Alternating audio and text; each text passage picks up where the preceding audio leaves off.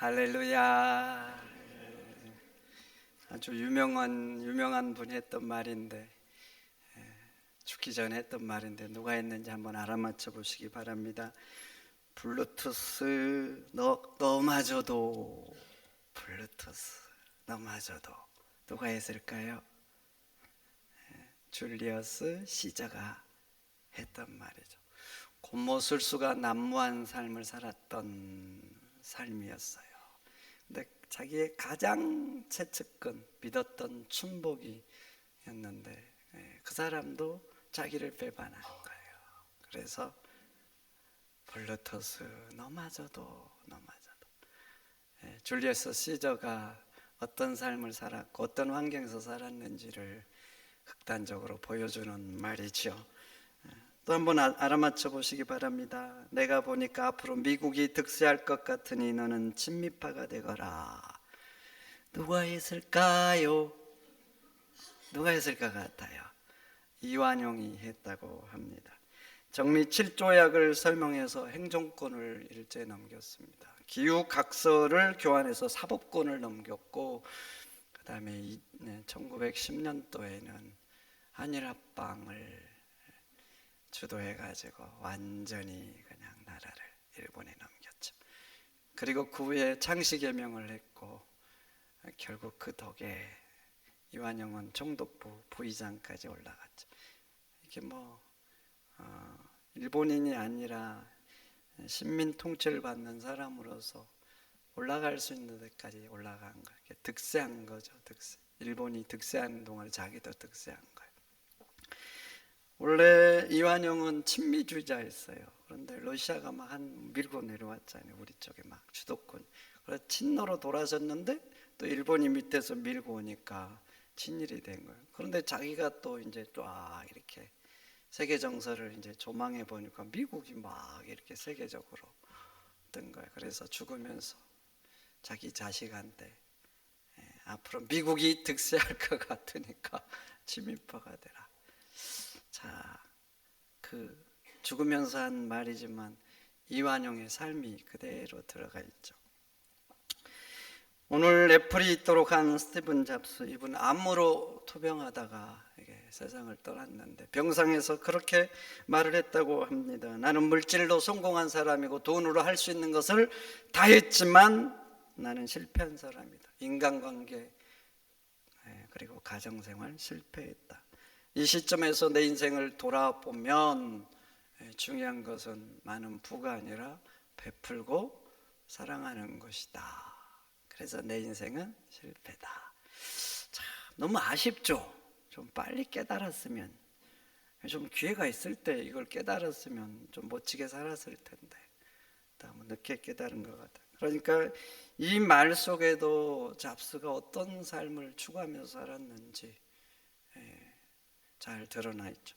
그런데 예수님께서 십자가에서 했던 7마디 말씀도 마찬가지. 말씀을 들어보면 그 7마디 말인데요, 예수님의 마음이 진하게, 예수님의 삶이 진하게 들어있습니다. 십자가상에서 했던 첫 번째 말, 아버지 저들을 사하여 주옵소서, 자기들이 하는 것을 알지 못합니다. 여러분, 이 예수님의 말씀을 한번 손으로 눌러보세요. 누르면 거기 뭐가 묻을 것 같아요? 뭐가 나올 것 같아요? 참기를 쫙 누르면 참기름 나오죠. 이 말씀을 쫙 누르면요, 그 사랑이 나와서 예수님의 친한 사랑. 그래서 용서를 선포하고 계신 거예요. 십자가에 달린 제수들은요, 무지 극한의 고통을 느낍니다. 여러분, 커다란 못, 여러분들의 손가락만큼 굵은 대못을 말이죠, 한번 손이 박아보세요. 어떨 것 같아요? 어떨까? 그냥 비명소리가 나오는 거예요. 망치로 팍! 와! 제가 어릴 때 말이죠, 판자에 박힌 못을 밟았어요. 이 못이 운동화를 뚫고 빡 박혔는데 자지러듯이 와! 그리고 한동안 상당히 힘들었어요. 조금 들어갔는데도 조금. 그리고 그렇게 못을 박아서 매달는 말이죠, 몸무게 때문에 이게 뼈가 걸리는 데까지 찢어져요. 그리고 근육도 찢어지고. 그러면요, 고통 그 자체, 고통 자체. 그러면 대다수 죄수들은 세상에 대한 악담을 합니다. 악담을, 저주를 퍼붓는 거예요. 자기 죄 때문에 그렇게 매달려도 막 그 세상에 대한 원망함에 이런 말들을 쏟아내는 거예요. 그런데 예수님은 용서를 선포하는 거예요. 자기를 처참하게 온몸을 갈기갈기 찢어놓을 만큼 채찍질했던 그 군인들, 그리고 조롱하고 수치를 줬던 군인들도, 십자가에 못 박아라고 했던 그 군중들도, 그리고 자기 몸에 못을 박았던 그들에게도 아버지, 저들을 용서하여 주옵소서. 저들이 하는 것을 알지 못합니다. 지금 예수님의 상황이 누구를 염려할 때입니까? 염려할 때이냐고요. 그런데도 이 극한의 고통 속에서 자신을 죽음에 이르게 한 그들을 향해서 용서를 선포하는 거예요. 사람들은요, 평상시에도 타인을 향하지 않습니다. 나를 향해서 삽니다. 나라는 우상에 매어서 살아가는 거예요. 나라는 우상에서. 좋은 자리 그래서 양보 못합니다. 좋은 건 내가 가져야 되고 내 뜻대로 해야 되는 거예요. 난 사람이 죽으면 10사람 살릴 수 있어도 나는 기필코 살아남고 10명을 이상시키는 삶을 사는 게 우리 인생인 거예요. 나라는 우상에 매여서 벗어나지 못하는 게 우리 인생인 거예요. 그런데 예수님은요, 그렇지 않는 거예요. 마가복음 10장도 보세요. 인자가 온 것은 섬김을 받으러 함이 아니라 섬기러 오셨다 그래요. 섬기러. 그래서 보네파라는 신학자는 이런 예수님을 보면서 이렇게 말했어요. 예수님을 따르는 그리스도인들은 타자를 위한 존재다.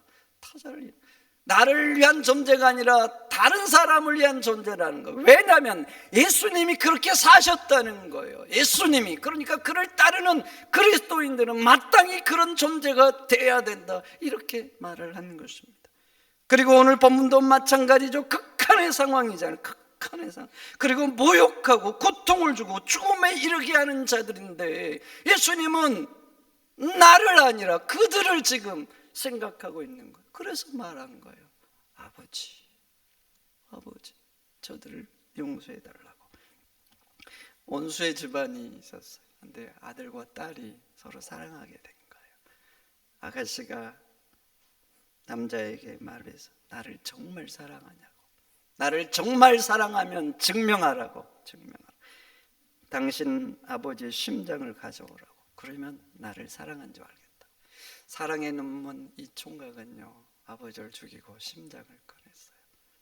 그리고 그 심장을 가지고 그 아가씨에게 막 달려갔어요. 그러다가 나무 뿔에 걸려서 사정없이 넘어졌어요. 그때 아버지 심장이 아들에게 말했어요.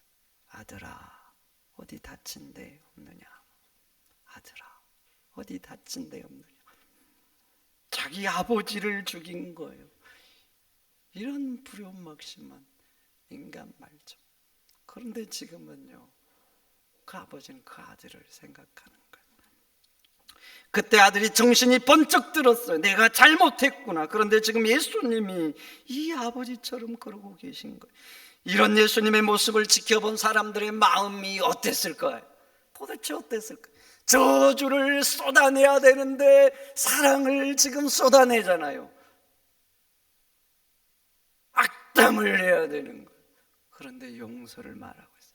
이런 예수님의 모습을 지켜본 사람들의 마음이 도대체 어찌 됐을까요? 어떤 느낌이었을까요?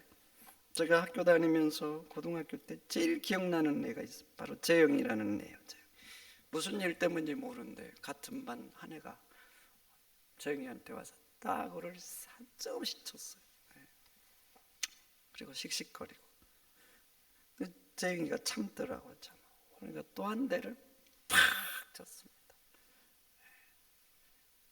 상대를 치는 걔는 지금 막 분노가 솟아나는 거예요. 그래서 막 악담을 하면서 쳤어요. 그런데도 참더라고. 그러니까 또 한 대를 팍 쳤어요. 그런데 참더라고요.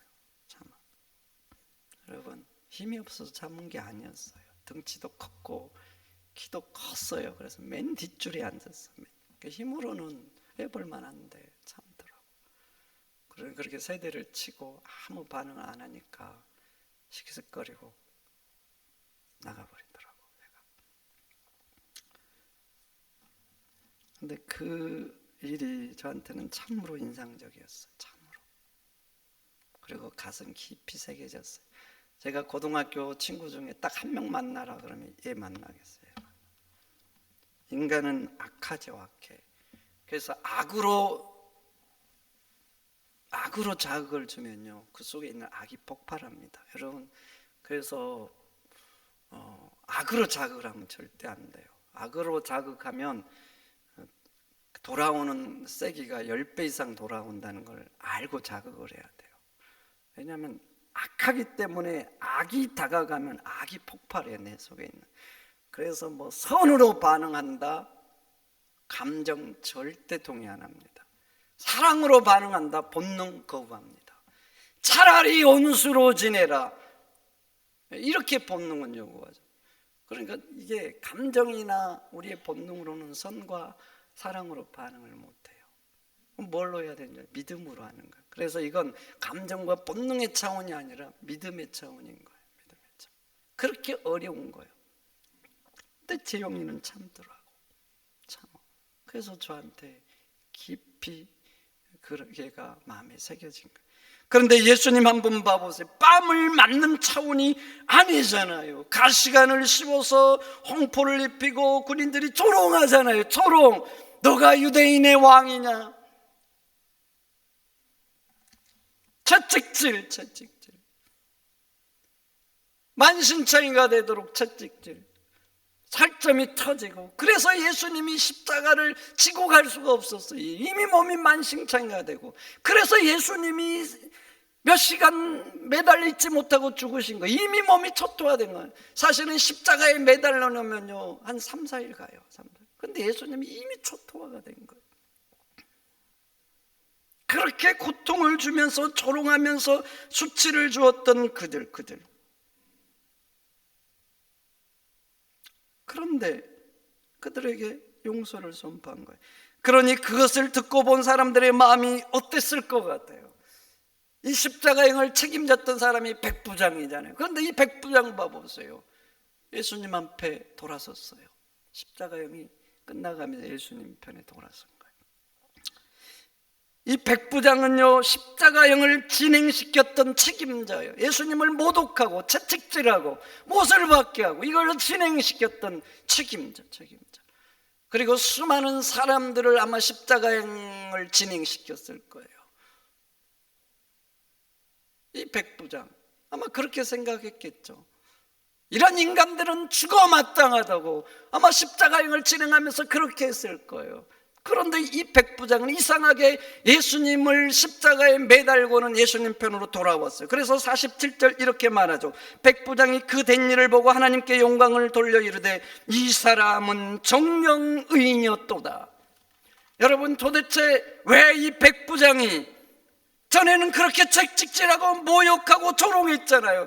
이것의 책임자가 왜 예수님 앞에 돌아섰을까요?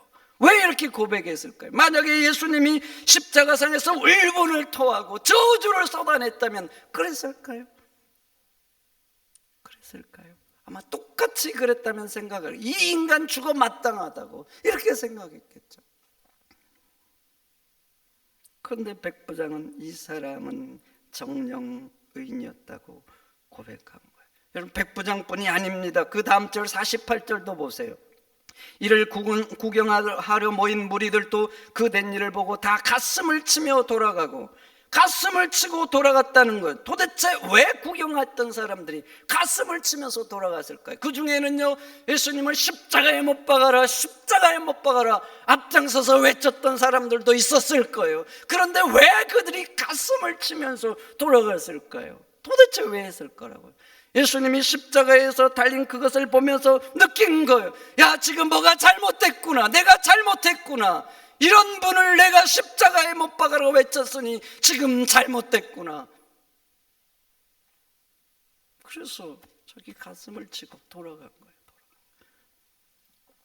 여러분, 지금은 사순절 기간이고 이번 주간은 특별히 고난 주간입니다. 예수님이 왜 십자가를 지셨습니까? 왜 지셨어요? 그 십자가를 가슴에 새기고 또 새기는 기간인 거예요. 십자가의 의미가 뭡니까? 용서 아닙니까? 용서.